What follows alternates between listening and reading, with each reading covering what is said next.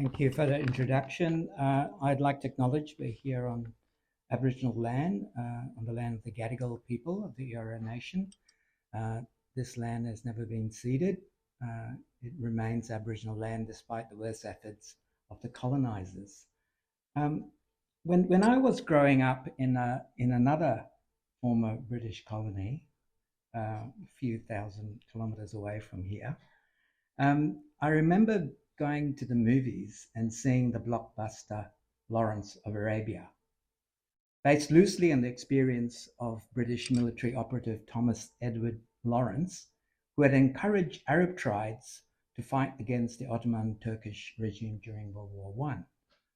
But Lawrence was only one of several British colonial officers who were out there trying to rally local opposition to the Ottomans from various subject peoples, including the Kurds, in this crumbling empire. But he was the only one who actually became celebrated on the cinema screens, largely because of his memoir called The 7 Pillars of Wisdom. But when this book was first published, the first chapter was left out on the advice of British writer George Bernard Shaw, because it expressed Lawrence's bitter shame at the British betrayal of the peoples that Lawrence and other agents had encouraged to fight the Ottoman Empire, on the promise that they would then be freed and given self-government.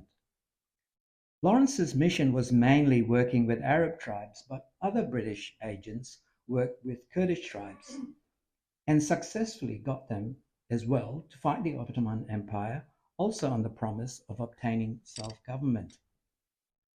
In the deleted first chapter of 7 Pillars of Wisdom, Lawrence wrote, "For my work on the Arab front, I had to accept nothing.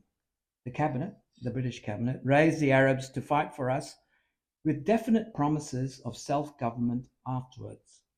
Arabs believed in persons, not in institutions.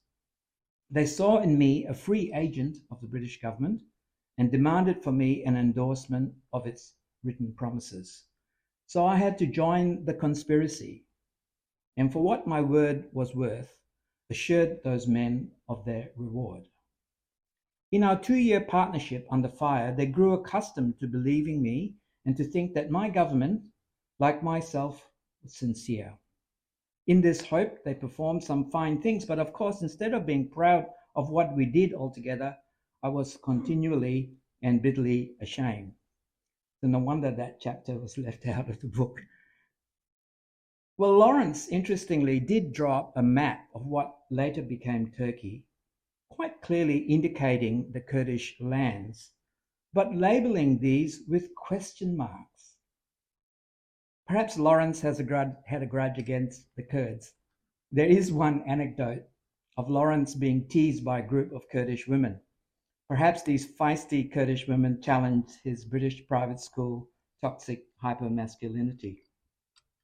Well, other British agents, however, reported in far greater detail on the Kurds.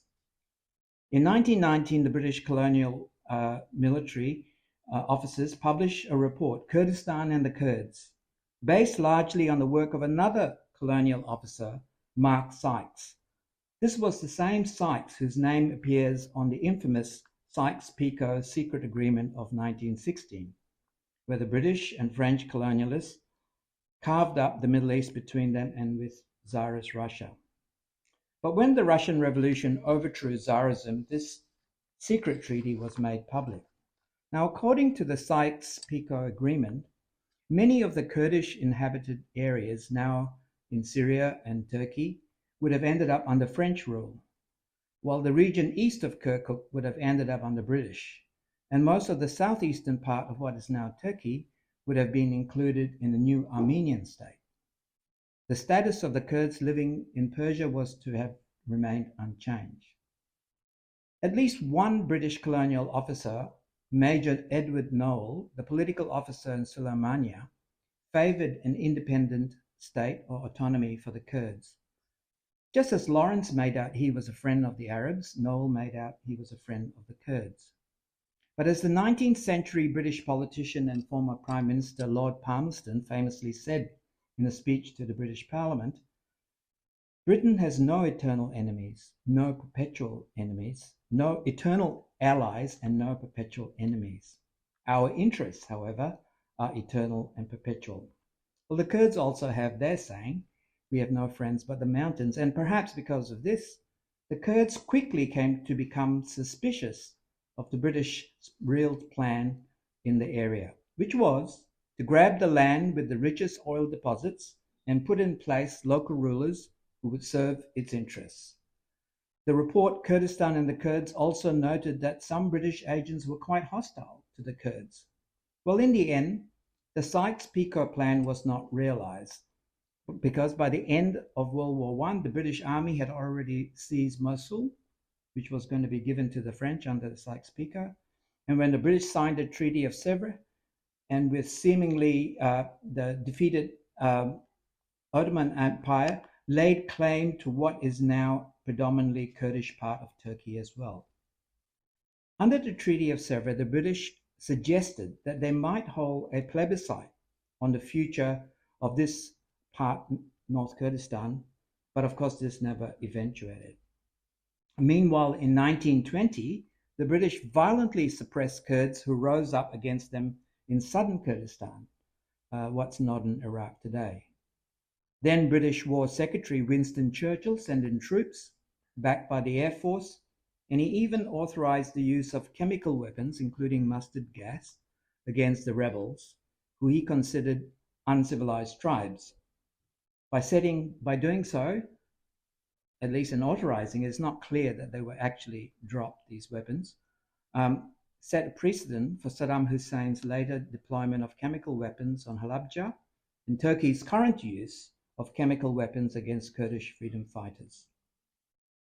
The 1921 Cairo Conference was a meeting between various local rulers and British military, Middle East experts and government representatives, approve a plan for giving control over two large pieces of the former Ottoman territories that British controlled to princes in the Hashemite family.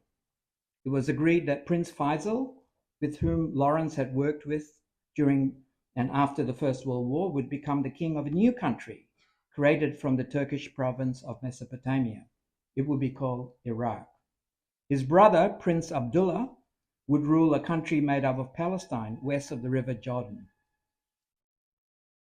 At the Cairo Conference, there was Churchill, there was Lawrence, and another British agent has only more recently become recognized, the so-called female Lawrence of Arabia, as some have described her, Gertrude Bell. And they helped, together with Lawrence, hatch together this plan for the British to control the oil reserves in the area. However, Kemal Ataturk had organized the remnants of the Ottoman Empire in the course of what's become called the Turkish War of Independence, reconquered the territory of modern Turkey. So the British colonial plan had to be slightly adjusted. And this might have appeared relatively inconsequential to the British, who still retained Mosul, the jewel in the oil crown, but it had terrible consequences for the people of the Middle East. The Treaty of Lausanne in 1926 formalized this conquest and gave the green light to Turkey to inflict years of brutal repression and genocidal campaign against the Kurds, the Armenians, and other minorities. Well, what lessons could we possibly draw from this story? Today, I think we still live in a world which is substantially divided between a few rich and powerful nation states which dominate. And we should never see these forces, these powers, as true friends of the people, whatever they claim. But nor should we be blind to the oppression by less powerful states like Turkey, Russia, Iran, Iraq, Syria, which have all served as prison houses of nations in their own right. In this regard, we also need to have more recognition and appreciation for the contribution, the new thinking by Kurdish leader Abdullah Öcalan in seeking out a solution to this contradiction that is posed for the multiple nationalities encompassed currently within single states, and the solution that was previously outlined by Dr. Santos of democratic confederalism. In this complex matrix of repression, war, and colonial domination, Dr. Santos has reminded us, the Kurdish-led freedom fighters have won in the north and east Syria, better known as Rojava, a huge victory in establishing a foothold against the oppressors in the region. Also in liberating the Yazidi people. That's something else we need to remember, often not known in the broad world, the Yazidi people of Sinjar and northern Iraq against the brutal Daesh and Islamic State terror. The interesting thing is that the survival of Rojava, the autonomous administration of north and east Syria, is based on its democratic confederalist practice. Because how else, if you think about it, how else could they have kept the unity of so many different nationalities, ethnicities, and religious groups in this area, which is known for, conflicts between such groups? And finally, and I'll end with this, we should call upon our own governments to truly stand by the values of freedom, human rights, and people-to-people solidarity. Thank you.